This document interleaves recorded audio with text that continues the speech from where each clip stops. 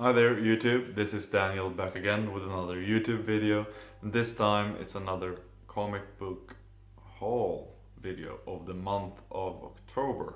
I know it's a bit late posting it now in the beginning of November, but I was super busy last week, so I had to postpone filming it. But better late than never, right? Here's the stack of comics, already bagged and boarded this time. This weekend I went to Comic Con here in Stockholm. Had a blast meeting up some friends and looking at different panels and just walking around in that environment. Just had a great time. So what comics did I pick up the last month of October? First, I picked up a new series to me. It's been out since August, I think. I found these two issues in the back issue comic corner in my LCS, my local comic shop. It's written by Brian Wood and drawn by Mac Charter. It's Briggs Land. I have issue 1 and 2. Ordered issue 3 to see if I like it. So far it's a really good series, interesting series. The series is about the Briggs family, who owns a large piece of land, several hundred square miles of land, and they have made their own society or village on this land. They are basically a successionist group decided that they weren't a part of the US.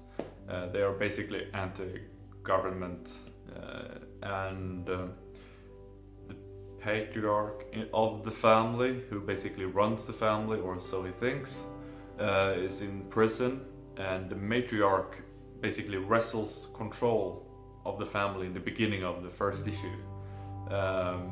And the following events that take place are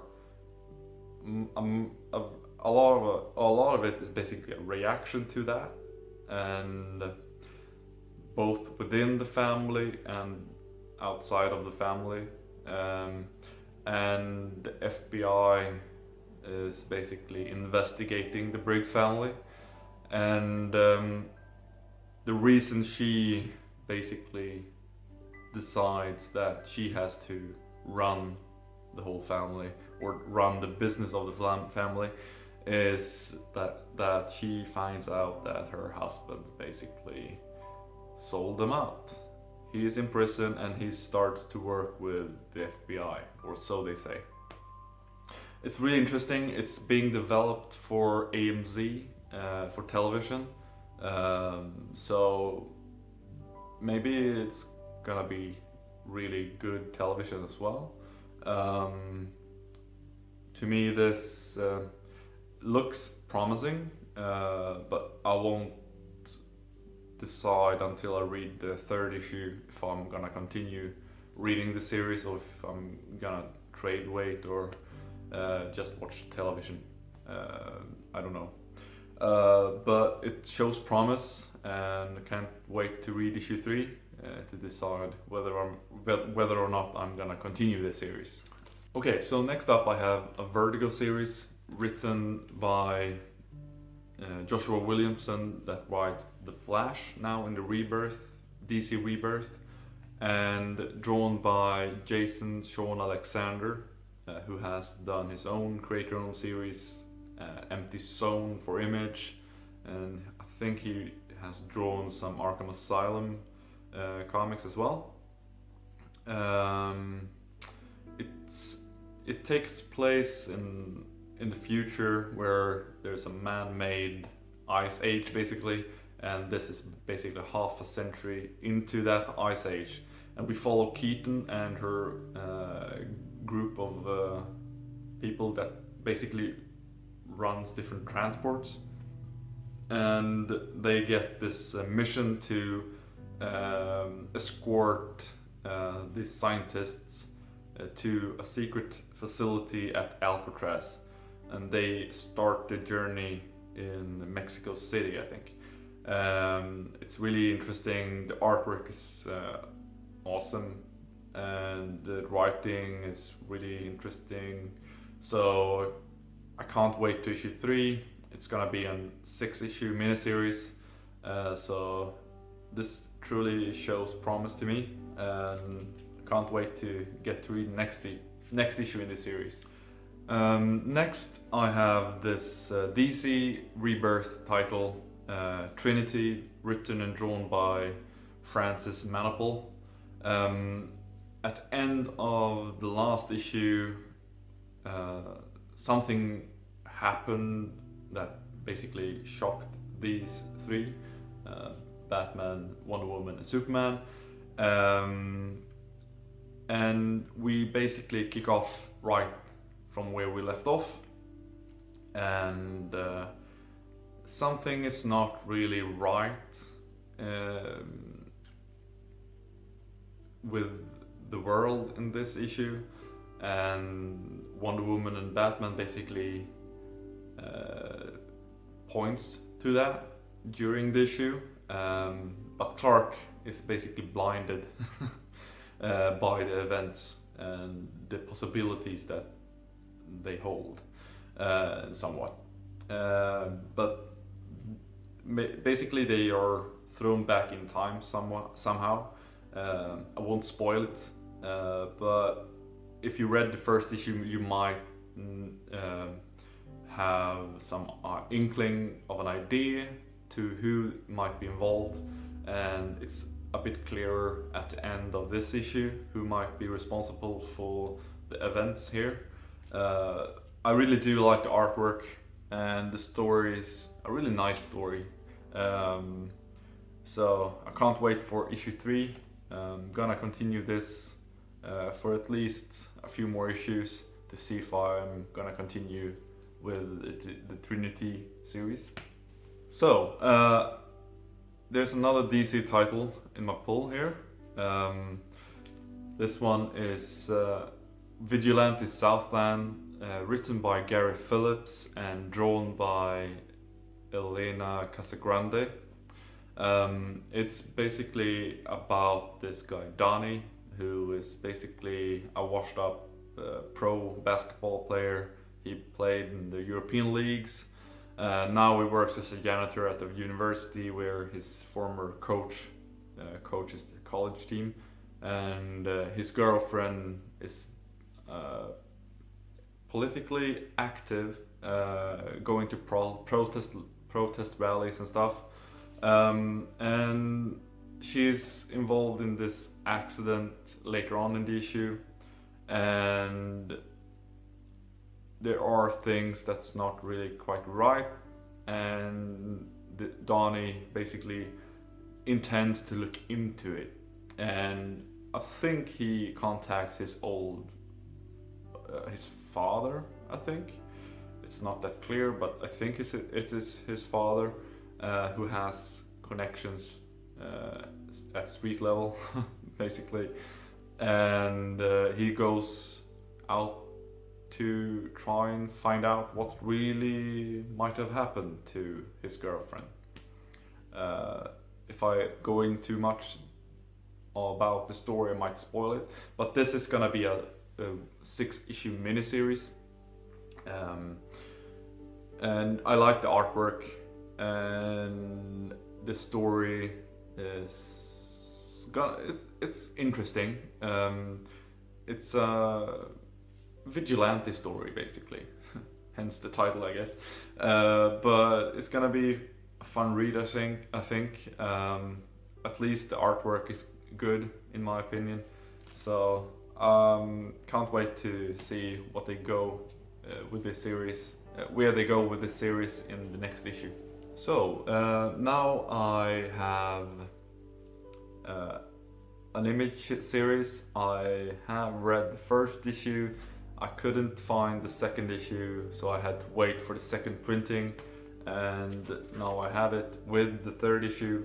It's Black Monday Murders by Jonathan Hickman and drawn by Tom Coker or Cooker, something like that. Sorry if I'm butchering names here, but this is a really interesting story. I really do like how Hickman weaves the fictional with some realism or some reality in a way. He uses basically recognizable names and creates an interesting fiction with this. And this is, as I said in my last pickup video of single issues, it's about banking with supernatural themes, and basically it's demons or gods involved, and old banking families, some supernatural occultism. There are murders, ritualistic murders as well, and some old language that no one knows how to speak, or at least no one that's not initiated into this world knows how to speak or read the symbols of. It's like older than time itself, or something like that. This is an interesting series so far. So next I have another image title. It's called Hadrians Wall, created by the team that did the series Cowl, and it's drawn by Rod Rees and written by Kyle Higgins. This is a sci-fi story, a locked room murder mystery set in space, and we follow this private detective called Simon Moore as he goes to this space station or a spacecraft where a member of the crew has died in a mysterious way out in space. Basically he did EVA, and Simon is self-medicating with pills, and his ex-wife is stationed at this spaceship or space station, and the crew is basically a bit suspicious and they don't want him there, and he conducts his investigation into what he believes is a murder and they believe is an accident. This is gonna be an 8-part miniseries, and issue 2 here really jumps into the investigation part of the story. The artwork is a bit better now in the second issue, to my opinion, and I can't wait for issue 3 to get here later in November. So next I have another image series. It's created by Colin Larmer, both written and drawn by him, and it's The Hunt, issue 3. I really do like this series. It's set in Ireland, and the dialogue is written as it would be spoken in Irish, or at least I would think so. And I really enjoy reading it, and the artwork is fantastic. I have shown some artwork in previous haul videos for single issues pickups, and this continues the small reveal of widening the world, basically. It's a very supernatural story set with Orla as the protagonist, Orla Roche. She has this ability to see through the veil of certain creatures that other people might see as regular humans. She sees through them, and she sees who they really are, basically. And there's a lot of magic going on, and I think her grandmother has had the same ability, but she has lost her sight, so to say, or so to speak. And I can't wait to continue reading this series as it gets published. I can't wait for issue 4 later in November here. But it's just a very interesting and sometimes chilling story with different factions in this world. So hopefully more people will pick it up, so it will continue for a long time. Let's continue with the image titles. This one is created by one of my favorite creative teams, Ed Brubaker and Sean Phillips, for Kill or Be Killed issue 3. In this issue we see our main character, or our protagonist, if you want to call him that. We see him dealing with what happened and what he did in issue 2. And we basically pick up where we left off. And it's narrated through his point of view, and we get more background information about who Kira, his best friend, is, where she comes from, and we get to follow him as he deals with the repercussions of how of what he did, as I said, in issue 2. Can't wait to issue 4 here, and I think I heard or read somewhere that this is gonna be a 12 issue series, so I think it's gonna be just like they did with the Fade Out, do small arcs in 4 issues, and then release a trade and then continue the series that way. Can't wait to continue the series. I'm gonna stay for the full run. I've decided this already. So next I have this series, RedOne. I've talked about this earlier in other videos. This is issue 4, and this will conclude this year's run on the series. The issue 1 and 2 released last year, and the next year we're gonna get issue 5 and 6, maybe even 7, who knows. But they are gonna release a hardcover, which they did this summer with issue 1 and 2, and they're gonna make an issue 3 and 4 into a hardcover as well, released now in January, I think. And this time, in this issue, Vera, the main character, has to deal with some of the consequences of how she dealt with the problems they faced in issue 3. It's still a really fun, action-packed comedy series with the cultural clashes between Vera as the Soviet spy in the 70s, sent to America, and this director of adult films in Hollywood, to work as his assistant somehow, or something. Sorry about that.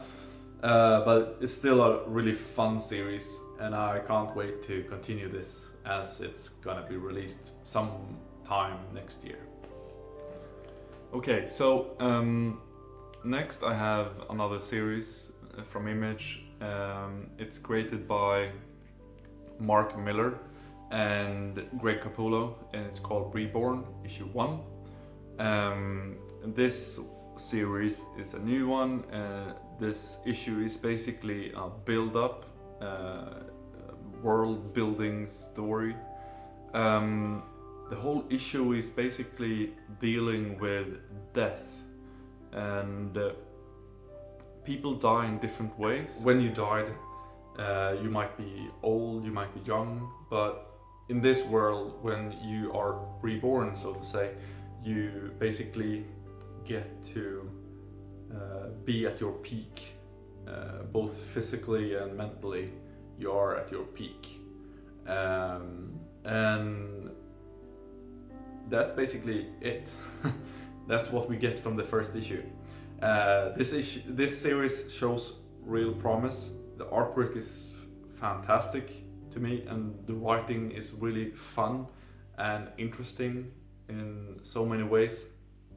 It's good pace, good pacing in the story, well written, some humor in there, and I just can't wait to read issue 2 and see where they are taking us in this story. The last issue I picked up in October is a series I've been waiting for a long time. I read issue 1 last month, and it's 7 to Eternity. It's a fantasy series written by Rick Remender and drawn by Jerome Opeña. We basically follow the family or the house of Osiris, and Adam is basically a dying knight. The knights all have their different abilities, so to say, and they are called mosaics, and they all have the ability to use magic or something like that.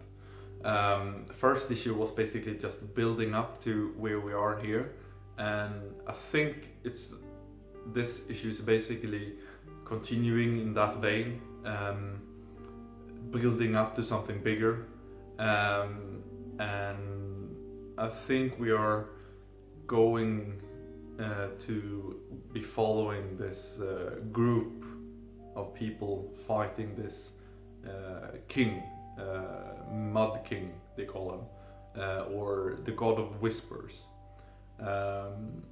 and he's very powerful as well, and I am really intrigued to know where we are going with this series and how far this series will go as well. I really do love the artwork in here, and the color by Matt Hollingsworth is just phenomenal, and the story is just amazing. I do love Rick Remender's writing, so this is a series I'm gonna stick to until the end of it. Or at least that's how I feel right now. That might change in the future, but I want more of this, and I can't wait for issue 3 later in November here. So that's it. That's my pickups for October. A bit late on to the YouTubes, but better late than never, right? So if you like this kind of video, if you want to know more about these issues or these series I pick up, if you have any questions about them, or if you want me to look into other series as well or something like that, just leave me a comment down below, and thank you for watching as always. This is Daniel signing out. Bye bye.